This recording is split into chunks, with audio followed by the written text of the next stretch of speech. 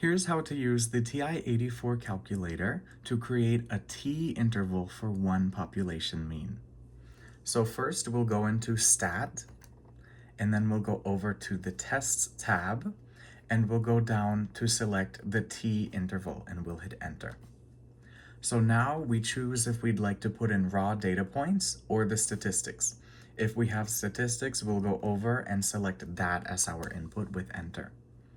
Then, let's say we have our sample mean, our sample standard deviation, the sample size, and our desired confidence level. Let's say we took a random sample of 12 people to find their resting heart rate. So the summary statistics gave us an X-bar sample mean of 58.6 beats, for example, and a sample standard deviation of 4.8 beats per minute. And then we have 12 people, so n will be 12. And let's say we'd like a 95% confidence interval, so that's 0.95. Then we go down and we hit calculate. And how beautiful, we got our interval.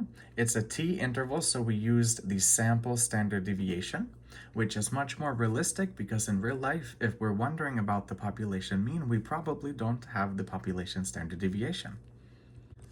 Now, what would you do if instead you had the data points? That's perfectly good. You can still solve the problem right on the calculator.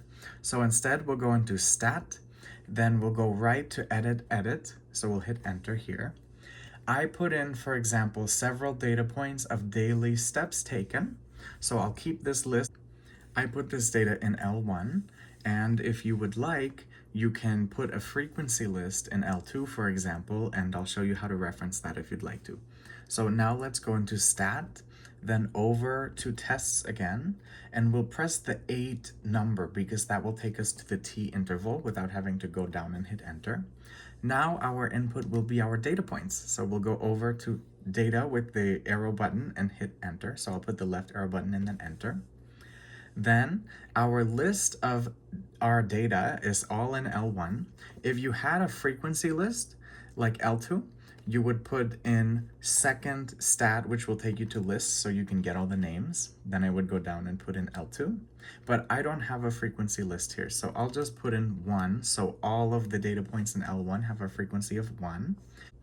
And I'm happy with a confidence level of 0.95. So let's just keep that and go down to Calculate.